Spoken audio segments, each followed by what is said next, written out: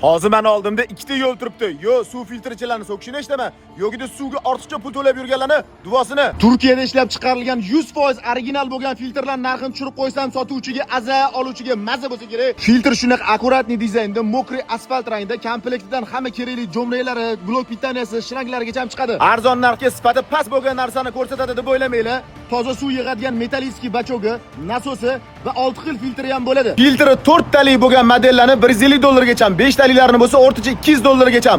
Bunaqa ko'rinishda 6 taliklarni o'rtacha 300 dollargacha sotilyapti.